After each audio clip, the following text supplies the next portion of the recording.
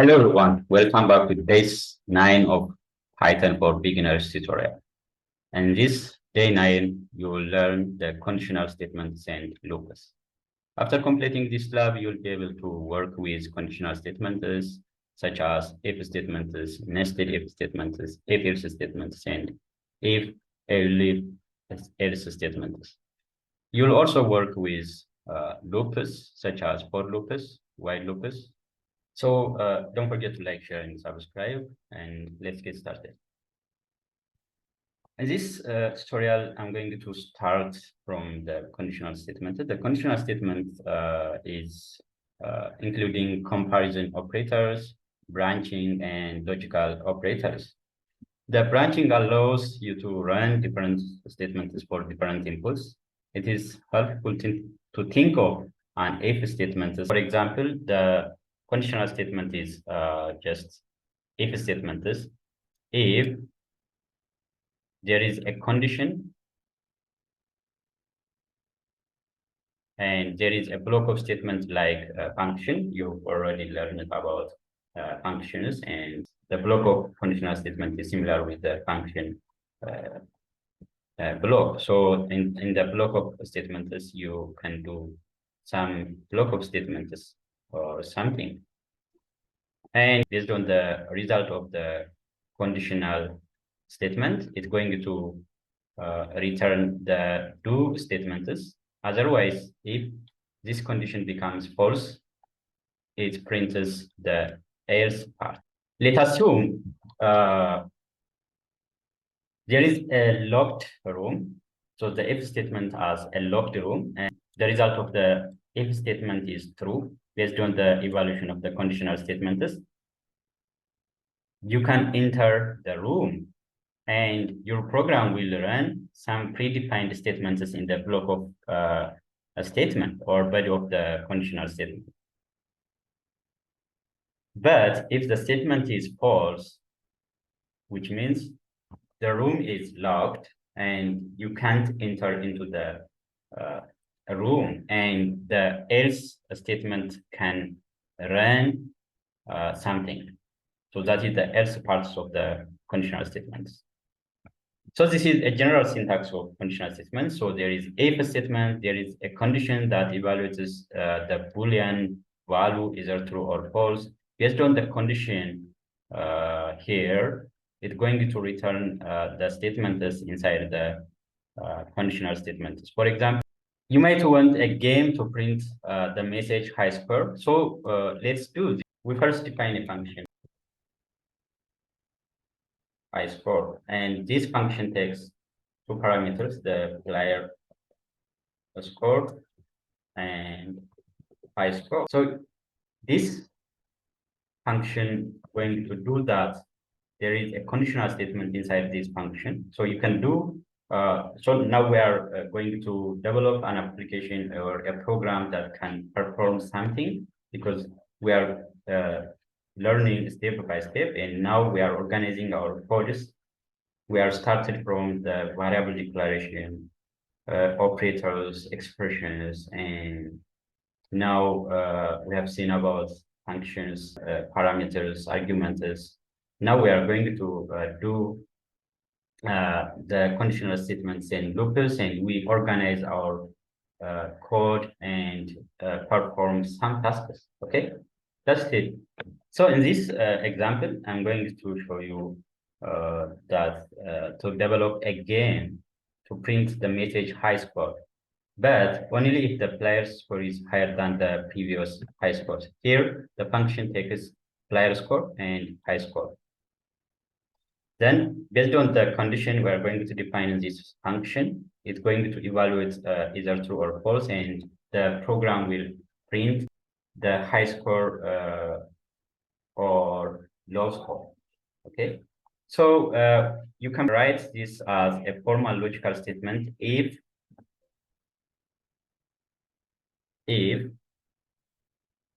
player score is greater than high score,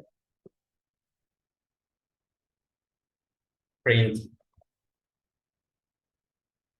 high score. So it just assign the player score to the high score, so that, which means in this case the player score is higher than the high score, the initial higher score. So it prints high score, and it just assigns that player score to the high score. Now the high score is the player score, and if the player score is not greater than the high score, this is based on this decision. It evaluates false. It prints that this is low score. And finally, the function returns a value, and it returns that the high score, the value of high score as a result.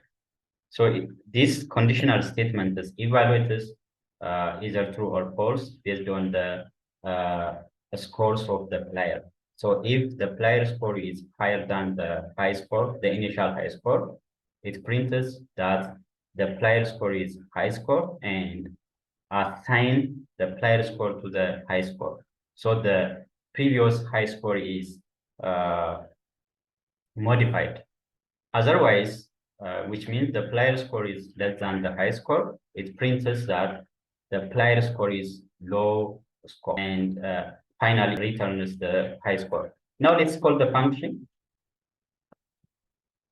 Call the function, and let's assign value to that function. Score, high score. For example, the initial high score is 83, 90. I mean, player score is 83 and high score is 98. I just pass the scores of the players to the function as an argument, and automatically assign the score, high score, I mean player score to the player score, and this value to the high score. So the previous high score is right now 98. So this condition evaluates to false because the player score is not greater than the high score. So it just goes to the else parts of the conditional statements, and it prints that it is low score, and finally it returns the high score. The high score, it could be 98. Okay, let's print and let's see score. Yeah, the player score is low score because this 83 is not greater than 98. So this is a condition you are developing a game application that evaluates based on the player score and previous high scores. And we can do one more score too.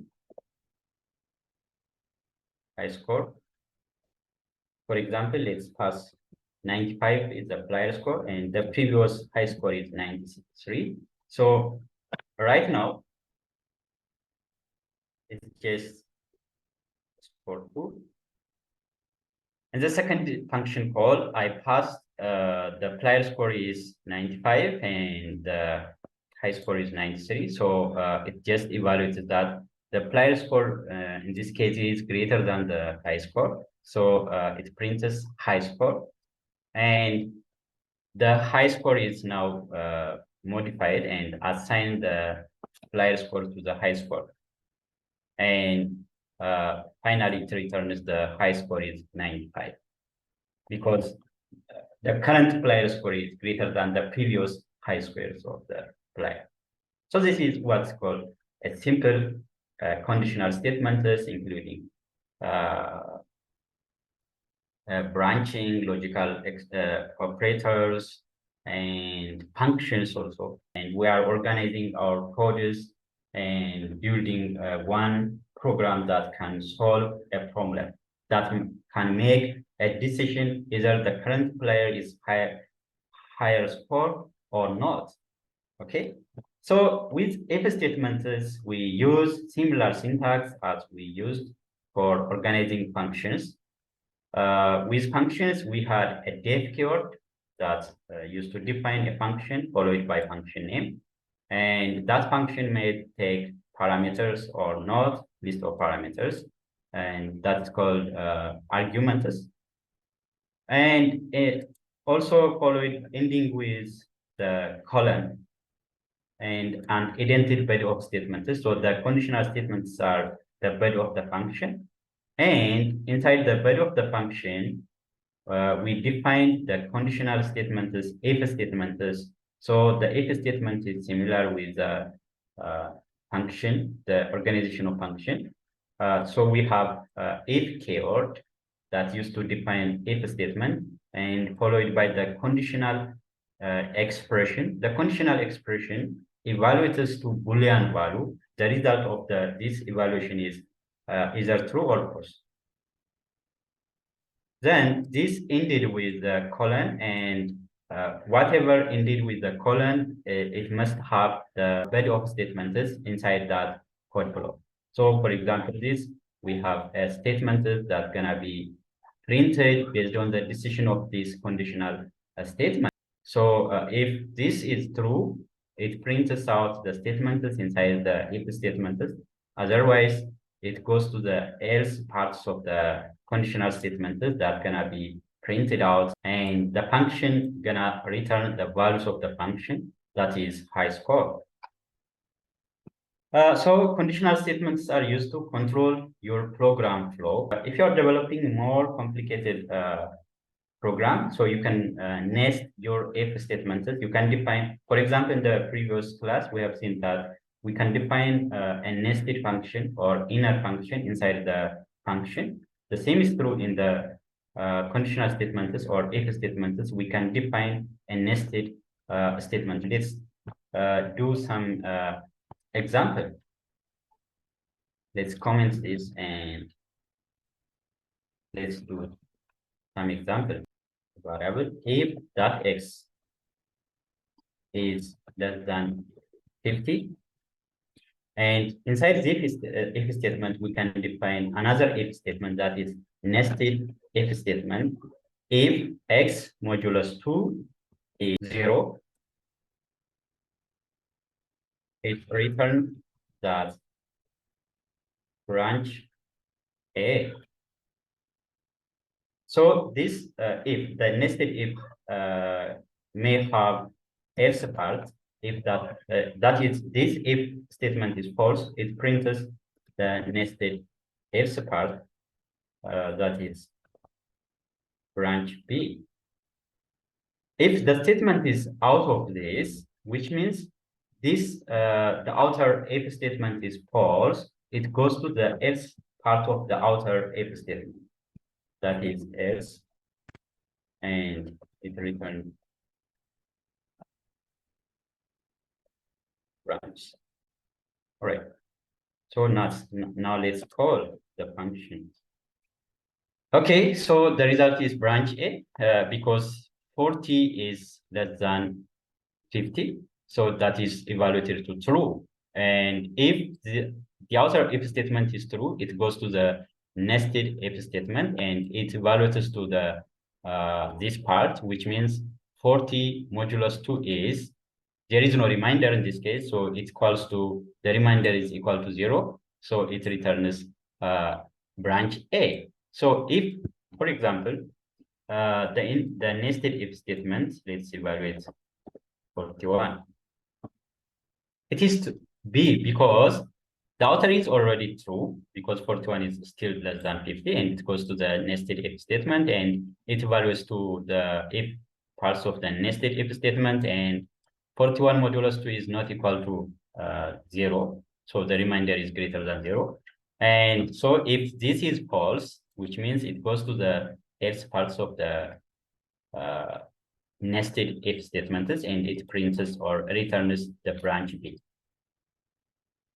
Okay, let's, for example, 54. Let's make 54. Now it goes to the else part of the outer if statement because x is 54 and 54 is not less than 50. And this is evaluated to false, which means it goes to the else parts of the outer if statement. So in this example, we have an if statement is nested under another if statement is. And as we change the input, we end up on different branches of the if statement is. So we have seen this each of the examples. And the statement that follows the if is called the condition. And the condition can be either true or false. Based on that true or false, it executes the statement under that if statements or else parts of the conditional statements. So let me give you an assignment that you can solve and post in the comment section of these video tutorials. So the question is that you are going to solve is write a function text in a number and returns true if it is greater than 10, but less than 20, or it is less than minus 100. So try to write a program and post the solution in the comment section of this video tutorial, or you can also post the solution in the Telegram groups, and I will evaluate and discuss further about your solutions. And now let's go on about loops. So loops in Python is very essential. So conditionals are very useful because they allow us, our programs, to make decisions based on some information we provide. These decisions control the flow of our program. And we have one other major tools for controlling program flow, which is repetition. In programming, we will use repetitive loops to execute the same code many times. So that is called iteration.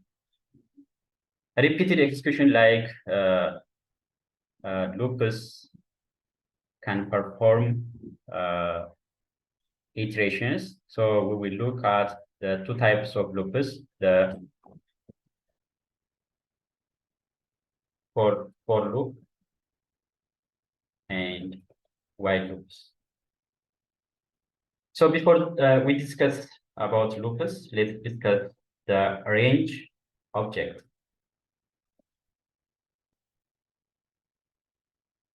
A range object is very important. So in the range, this is a built-in function that helps us to print the ranges of numbers. For example, if you want to print the ranges of 10 numbers. 10 numbers means, so it starts from 0 by default, and it's just holds the numbers 0 up to 10. So the range function has a start and end number. It's always start the starting point and end this with the ending point. So in this case, ending point is 10 and the starting point by default is 0. For example, if you specify the starting point is 1, it starts from 1 up to 10. So that is what called the range. So this range is very helpful for our iteration. So the for loop enables you to execute a code block multiple times. For example, you would use this if you would like to print out every element in a list, a dictionary, or a tuple. Let's try to use for loop to print out a sequence of numbers from 0 up to, for example, let's say n is 11, and we use for I in range n. Then it's gonna print the number I. So this is a simple syntax of the iteration. We use the keyword for, and I is the iterator that iterates through the range of numbers. It starts from 0 by default. The in keyword is that used to that is a member So for I is a member of the range of numbers from 0 up to n. So we have discussed about the in operator previously. So that is a membership. And like if statements, functions, for loop also has a block of statements. So this ended with colon, and this for loop has a block of statements or a bed of statements inside the for loop that's gonna be printed out. So the for loop in this case, it just iterates over the range of numbers 0 up to 11, and it prints every number in the range. So in this case, it starts from 0, it prints 0, it goes to 1, repeated again and again until it becomes false, which means the number is greater than 11. It iterates over and incremented by 1, which starts from 0 and goes to terminated the loop and prints out the result. So this is the for loop that, for example, if I start with 2 and end 12, and I start from start end. So it will not include the end. It's up to 12. It starts from 2 and including the starting point, but not including or excluding the end point of the range. So the range starts from 2 up to 12, and it prints out the numbers 2, 3, 4, 5, 6, 7, 8, 9, 10, and 11, not including the last number in the iteration. So that is what a for loop that is help us to print the statements many times. So that's, as you can see, the for loop is used for a control flow of repetition. However, what if we don't know when we want to stop the loop? So it is not exactly know when the loop is terminated. What if we want to keep executing a code block until a certain condition is met? So the while loop exists as a tool for repeated execution based on a condition. So there is a while loop that executed the program until some certain conditions are met. So the loop for repeated execution based on a condition, though the code block will keep being executed until the given logical condition returns a false Boolean value. For example, the most basic kind of iteration is the while loop. A while loop will keep executing so long as the condition after the while loop is true.